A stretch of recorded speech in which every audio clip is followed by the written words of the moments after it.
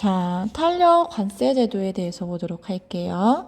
먼저 덤핑 방지 관세부터 볼게요. 외국 제품이 부당하게 낮은 가격으로 인해 국내 산업이 피해를 입은 경우 국내 산업 피해를 구제하기 위한 제도예요.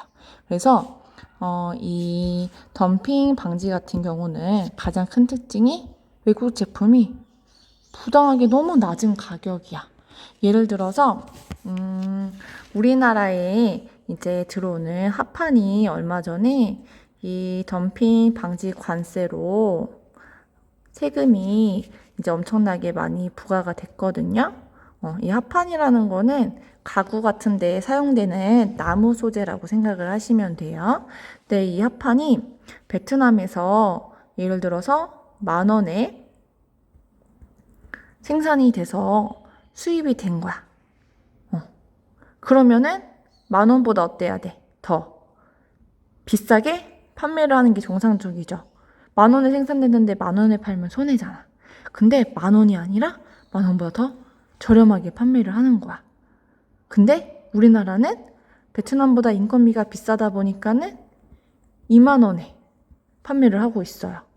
그러면 베트남 제품 같은 경우는 10,000원보다 훨씬 더 저렴해지는 거니까 국내에 20,000원짜리 합판들은 판매가 아예 안 되겠죠. 근데 봐봐. 10,000원에 생산되는데 10,000원보다 더 저렴하게 판다는 거는 상식선에서 어긋나는 거죠. 그래서 이거는 시장을 붕괴할 수 있는 위험이 발생을 하기 때문에 10,000원보다 이제 더 비싸게 판매를 하도록 덤핑 방지 관세라는 거를 부과를 하는 거예요. 그래서 원가보다 더 비싸게 판매를 할 수 있도록. 그러면은 10,000원짜리가 예를 들어서 5,000원의 관세가 붙었어요. 그러면은 베트남의 합판이 15,000원이 되겠죠. 15,000원이 됐어. 그러면 이제 국내랑 가격 차이가 5,000원밖에 안 나는 거야. 그럼 어때요? 상대적으로 국내의 제품이 품질이 더 우수하다면 20,000원짜리 국내산 합판을 사는 사람들이 증가하게 되겠죠. 이게 바로 덤핑 방지 관세예요. 그럼 베트남 같은 경우는 왜 원가에 팔아버려? 그치. 이거는 예를 들어서 재고가 너무 많은 거야. 합판을 빨리 팔지 못하면은 나무니까 보관하는 데 있어서 조금만 잘못 보관하면은 나무라서 썩어버리거나 훼손이 된단 말이야. 그러면은 원가라도 주고선 빨리 팔아 치워야 되겠죠.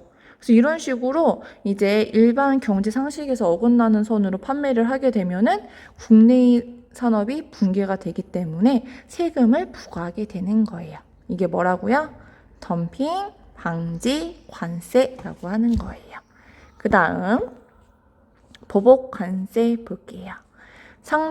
교역 상대국이 자국의 수출 상품, 수출 물품 등에 대하여 제3국보다 불리한 대우를 할 경우 상대국의 물품에 대해 할증 부과하는 관세. 이거 같은 경우는 한번 예를 들어 볼게요. 미국에 자동차를 수출을 할 거예요. 그래서 일본이랑 한국이랑 중국이 자동차를 수출을 하고 있어요. 근데 일본이랑 한국에는 관세를 10%씩 부과를 한 거예요. 근데 이제 미국에 중국이랑 사이가 안 좋으니까 중국, 너네는 관세를 30% 부과하겠어. 이렇게 해서 자동차에 대해서 관세를 다르게 책정을 한 거예요. 그러면 한국이랑 일본 자동차가 예를 들어 100만 원이다. 그러면 세금이 붙으니까 110만 원의 자동차가 되겠죠. 그래서 미국 사람들한테 110만 원에 파는 거야. 근데 중국 자동차는 30% 관세니까 130만 원이 되겠죠. 그러면 어때? 상대적으로 미국 사람들 입장에선 중국 자동차가 비싸니까 일본이랑 한국 차만 사용을 하겠죠. 그럼 중국은 더 이상 미국에 수출하기가 어려워지는 거야. 그럼 중국 입장에선 볼게요. 얼마나 화가 나? 왜 우리나라만 차별을 해? 그럼 중국 입장에서 어떻게 하겠어요? 가만히 있을 수가 없겠죠. 화가 너무 나. 그럼 이제 복수를 하는 거야. 보복을 하겠어요. 그럼 이제 중국이 일본이나 한국의 제품을 수입할 땐 똑같이 10%의 관세를 부과를 하는 거야. 근데 미국의 제품을 수입할 때는 똑같이 10% 할까요? 당연히 아니겠죠. 너네도 우리한테 30%의 관세를 부과했지. 나도 너네의 제품은 30%로 관세를 부과하겠어. 이렇게 보복하는 거. 이거를 보복 관세라고 표현을 해요. 그다음 긴급 관세 부분 볼게요. 특정 물품의 수입 증가로 인하여 동종 물품 또는 직접적인 경쟁 관계에 있는 물품을 생산하는 국내 산업이 심각한 피해를 받거나 받을 우려가 있고 당해 국내 산업을 보호할 필요가 있다고 인정될 때 국내외 가격차에 상당하는 비율의 범위 안에서 관세를 추가하여 할증 부과하는 관세. 자, 그럼 예를 들어서 중국에서 중국 사람들이 음식들이 굉장히 기름진 게 많아요. 근데도 살을 찌지 않는 이유가 차를 많이 마셔서래요. 근데 그 차가 보이차라는 차래요. 들어봤어요? 보이차? 보이차라는 거를 많이 먹어서 다이어트에 뭐 기름진 음식을 먹어도 살이 찌지 않는 음식이다. 이렇게 광고가 나버린 거야. 이제 한국인들 같은 경우 이제 팔랑귀가 막 움직입니다. 자, 보이차를 이제 어떻게 해야겠어요? 중국에서 수입을 해야겠죠. 그래서 보이차의 수입량이 갑자기 엄청나게 급증을 하게 된 거야. 급증을 하게 돼서 이제 전국의 사람들이 너도 나도 보이차를 마시게 된 거예요.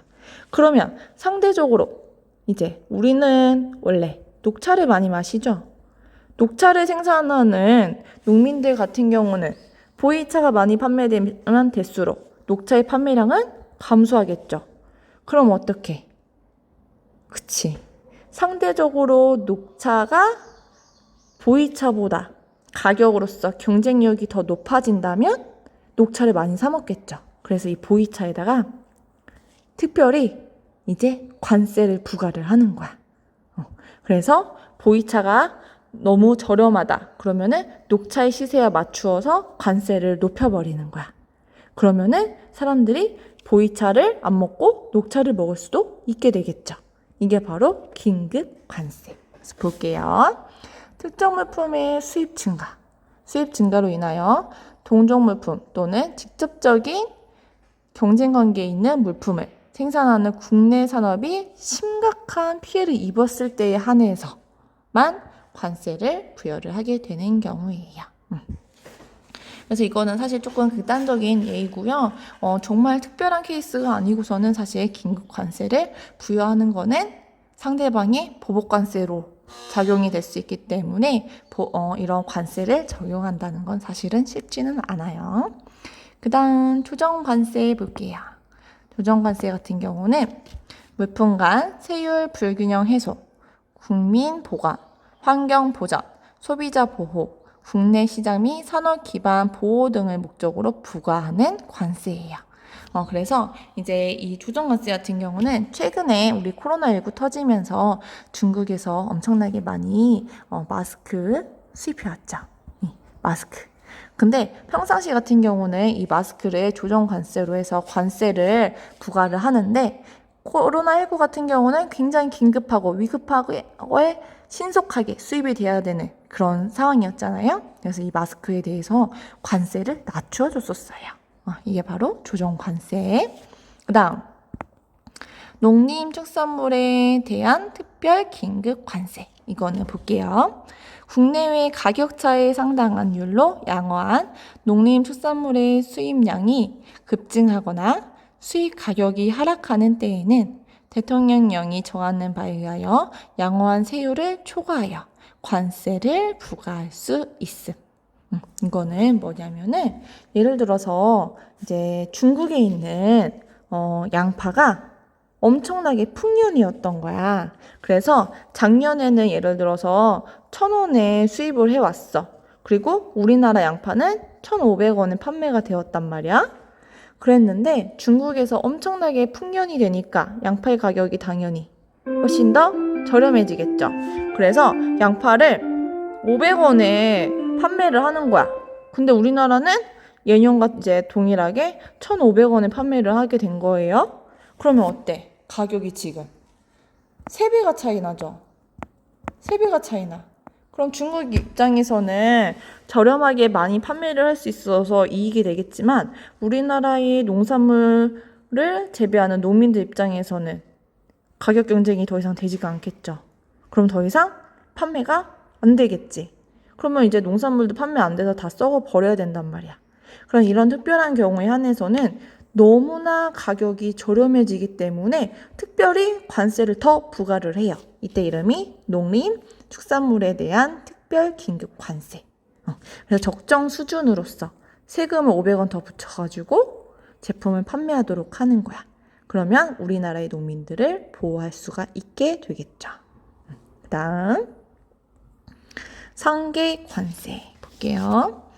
수출국에서 제조, 생산 또는 수출에 관하여 직간접적으로 보조금, 장려금을 받은 물품이 수입되어 국내 산업에 실질적인 피해를 받거나 받을 우려가 있는 경우에 당이 국내 산업을 보호할 필요가 있다고 인정될 때 수입국에서 그 경쟁력을 상기할 목적으로 부과하는 일종의 할증 관세라는 거예요.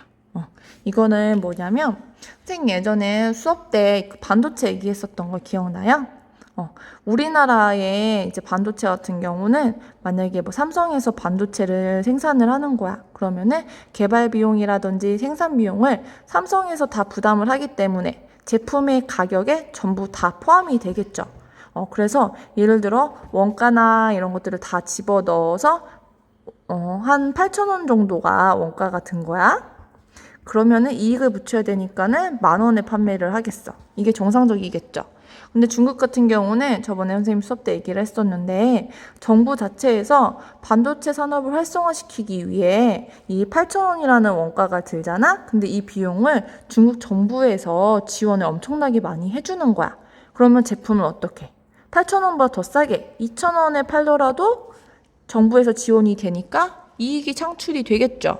근데 지금 봐봐요. 가격 차이가 5배죠. 어때요? 우리나라 산업이 당연히 경쟁이 안 되겠죠. 그래서 이러한 경우는 굉장히 불합리한 거야. 정부에서 이 8,000원의 비용이 발생했음에도 불구하고 중국 정부에서 지원을 해서 2,000원이란 단가가 나온 거지 정부의 지원이 없었다면은 이 가격으로 제품을 판매할 수가 없겠죠. 그래서 여기다가 관세를 부과를 더 해가지고 관세를 7,000원을 붙여버리는 거야. 그러면 9,000원이 되겠죠. 우리나라 거 10,000원, 중국 거 9,000원. 그러면 이제 어때요? 가격이 비슷하니까 경쟁이 되겠죠. 이게 바로 상계무역. 자, 그 다음 편익관세 볼게요. 국제조약에 의한 관세상의 편익을 받지 않는 특정 국가에서 수입하는 물품에 대해 기존 국제조약에 의해 부과되고 있는 관세상 혜택의 범위 한도 내에서 관세에 관한 편익을 부여하는 것. 이 편익 관세 같은 경우는 이제 나라별로 FTA를 체결을 하는 거야. FTA 같은 경우는 쉽게 단짝을 하는 거야. 내가 친구들한테는 물건을 10,000원씩 팔아. 근데 내가 정말 친한 단짝이야. 단짝인데 물건 가격을 똑같이 10,000원에 팔면 공평하지 않잖아. 아니지, 그게 더 공평하긴 하지. 그치, 공평하긴 한데 그래도 단짝이니까 혜택을 줘야 되겠지. 그래서 넌 나랑 친하니까는 10,000원에 안 팔고 8,000원에 할인해서 팔게. 이런 식으로 혜택을 주는 게 FTA를 체결을 한다는 거예요. 그래서 이거를 다른 친구들한테는 관세를 10% 부과를 하지만 너랑 나는 FTA를 체결을 했으니까 3%만 부과를 할게. 이런 혜택을 주는 거야. 근데 이 편익 관세는 뭐냐면은 FTA를 예를 들어서 한국이랑 중국이랑 체결을 해서 3%의 관세를 내기로 한 거야. 근데 옆에 있는 일본이 나도 FTA 체결은 안 했지만 너네랑 동일하게 3%의 혜택을 주면 안 되겠니? 그러는 거야. 그러면은 한중일은 위치상으로 가깝고 무역을 하는 빈도가 많기 때문에 FTA 체결은 한국과 중국만 했지만 일본이랑 똑같이 3%의 관세를 부과하는 거예요. 그러면은 일본은 FTA를 체결을 하지 않았지만 훨씬 더 높은 이익을 누릴 수가 있겠죠. 이게 바로 편익 관세. 그 다음 계절 관세 볼게요. 계절 관세. 계절에 따른 가격차가 큰 물품에 대해 동종 물품, 유사 물품 또는 대체 물품의 수입으로 국내 시장이 교란되거나 생산 기반이 붕괴될 우려가 있을 때 계절 구분에 따라 할증 또는 할인하여 부과하는 관세를 이야기하는 거예요. 자, 그럼 한번 예를 들어 볼게요. 제주도 하면 뭐가 유명하죠? 그치, 감귤이 유명하죠. 감귤로 예를 들어 볼게요. 감귤이 혹시 언제 수확되는지 알아요? 감귤은 보통 9월에서 12월쯤에 많이 수확이 된대요. 그래서 최대 3월까지 수확이 되는데, 그러면 이때 감귤과 비슷한 거 뭐 있죠? 수입 제품 중에 오렌지가 있죠. 그러면 봐봐. 9월에서 12월에 제일 많이 감귤이 수확이 되는데 이때 오렌지가 너무 싸게 들어오는 거야. 그럼 사람들이 오렌지 먹을까? 귤 먹을까? 그치? 귤만 먹어도 되는데 오렌지까지 같이 먹게 되니까 감귤의 소비는 굉장히 많이 줄어들 수밖에 없겠죠. 그래서 9월부터 12월까지는 오렌지에다가 관세를 비싸게 파는 거야. 그 다음 3월부터 9월까지는 감귤이 수확이 거의 되지 않아요. 그러면 이때는 관세를 어떻게 줘야 될까? 굉장히 낮춰줘야겠지. 낮춰주게 되면은 우리는 봐봐. 9월부터 12월은 감귤 농부들을 지켜줄 수 있어서 좋고 3월부터 9월까지는 관세가 낮아지니까 사람들이 저렴하게 오렌지를 사 먹어서 좋고, 이게 바로 계절 관세예요. 다음 할당 관세 볼게요.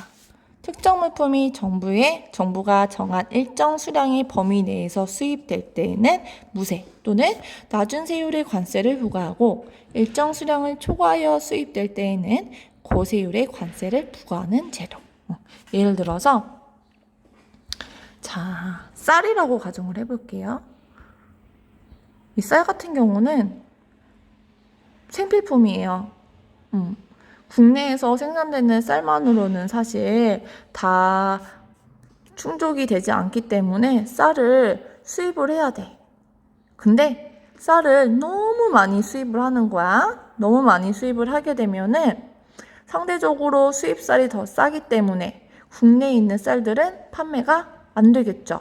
그래서 쌀에 대해서 예를 들어서 쌀이 있으면은 50 정도만큼은 마음대로 수입을 할 수 있도록 허가를 해주는 거야. 그리고 50을 넘어서는 순간부터는 너무 쌀이 많이 생산되면 국내 산업의 쌀이 무너지기 때문에 안 돼. 너네 50만큼은 세금을 안 받겠지만 50량을 넘어서면은 너희에게 관세 20%를 부과할 거야. 이렇게 해버리는 거야. 그럼 상대적으로 쌀값이 비싸지니까 더 이상 수입 쌀을 안 먹고 국내 쌀을 먹겠죠. 그래서 처음에는 쌀에 대한 관세를 거의 주지 않아요. 0에서 10% 정도 세금을 굉장히 조금만 주다가 할당량을 넘어서게 되면 비싼 관세를 올려버리는 거야. 그럼 관세가 비싸니까는 수입산 대신에 국내산을 사 먹게 되겠죠. 자, 그럼 문제 하나 한번 풀어볼게요. 자, 수출국이 수출 상품에 장려금이나 보조금을 지급하는 경우 뭐 있었죠? 그쵸? 답은 1번 상계 무역이라고 하죠. 자, 여기까지 하고 다음 시간에 외국환 거래법 또 이어서 할게요.